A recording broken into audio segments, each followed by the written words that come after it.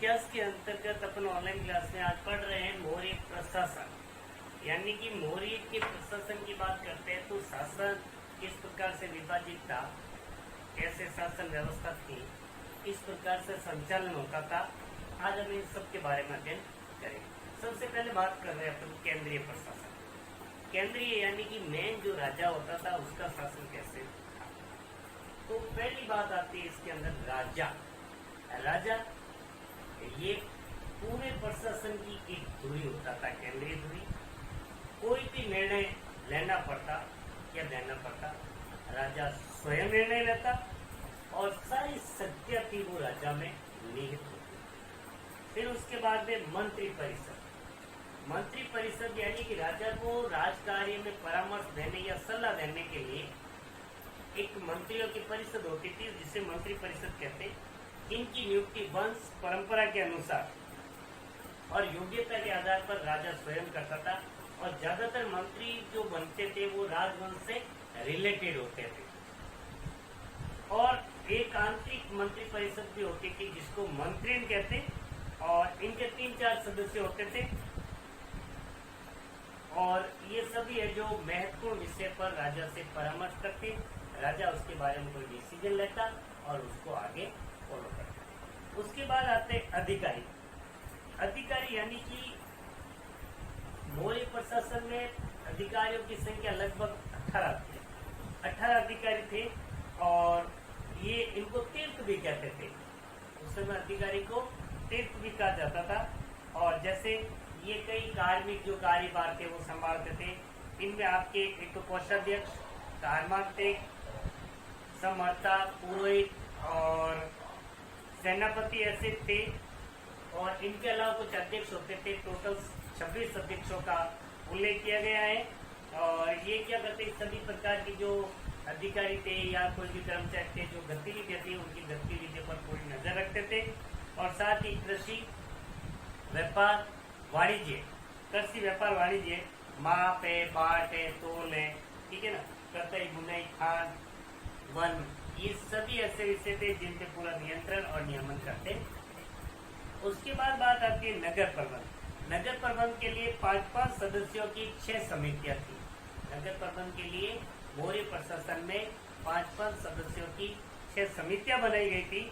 और ये क्या करते, नगर प्रबंध में उद्योग है, शिल्प है, अन्य छोटे बड़े कार्य है, वाणिज्य, व्यापार, जो भी वस्तु बिकती थी उनकी देखभाल, या जो बाहर से वस्तु आ रही थी उनकी देखभाल, बिक्री कर लगाना, ठीक है, कई चीजों का रख रखाव अधिकारी नगर प्रबंध के अंतर्गत करते थे।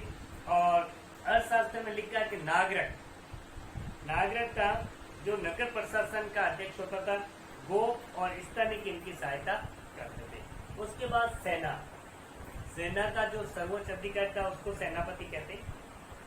6 शाखाएं होती थी सेना की, जिसमें पैदल है, अश्व है, हाथी है, रथ है, यातायात है और नौसेना। इस प्रकार की नौसेना का विभाजन। हाँ, अब देखो सैन्य विभाग में इस प्रकार 6 शाखाएं थी इनमें, और 5-5 सदस्यों की एक समिति होती थी इन शाखाओं की जो देखभाल करती थी। और कौटिल्य के अर्थशास्त्र में एक तुरंग बल सेना को भी अंग बनाए। तुरंग अश्व को कहते हैं। नायक होता था जो युद्ध क्षेत्र में कार्य करता था और सेना का नेतृत्व करता था। एक थी गुप्तचर व्यवस्था। गुप्तचर व्यवस्था ये थी कि ऐसे मतलब गुप्तचर या जासूस नामक एक संगठन था जो राजा को हर प्रकार की सूचना देता और सामने वाले को पता, हर अधिकारी की हर एक हलचल पर पक्की नजर रखते थे। इनको उस समय गुप्तचर व्यवस्था को संचार के नाम से भी जाना जाता। न्याय के बारे में अपन चर्चा कर रहे हैं। न्याय क्या था, तो न्याय के धर्म की रक्षा के लिए और व्यवहार, चरित्र, न्याय संहिता इनकी प्रमुख थी। और कंटक शोधक न्यायालय थे जो मतलब दीवानी या फौजदारी मामले सुलझाते थे। उसके बाद एक राजा था जो न्याय का सर्वोच्च और अंतिम शक्तिशाली था, न्यायाधीश था ये। और संग्रहण और द्रोणमुख स्थानीय जनपद के न्यायाधीश और न्यायालय होते थे। दंड व्यवस्था बहुत ही कठोर थी। और उसके बाद बात करते हैं राजस्व। राजस्व व्यवस्था का मतलब है कि प्रशासन को जो टैक्स कहाँ से मिलता था, तो इसके ऊपर चर्चा करते हैं। जैसे दुर्ग है, राष्ट्र है, सेतु है, वज्र है, वन है, खाने है, आयात निर्यात का जो भी कार्य होते थे उससे राजस्व प्राप्त होता है। अन्य कार्यों में अन्य कार्य वो होते थे जो साम्राज्य की तरफ से कई जन कल्याणकारी कार्य कराए जाते हैं, उनको अन्य कार्यों के अंतर्गत लाते हैं। जैसे सिंचाई व्यवस्था है, सड़क निर्माण है, सराय बनाना है, चिकित्सा व्यवस्था को महत्व दिया था। लेकिन इनके लिए भी कुछ प्रशासनिक अधिकारी नियुक्त किए जाते थे जो इनका पूरा देखरेख रखते थे।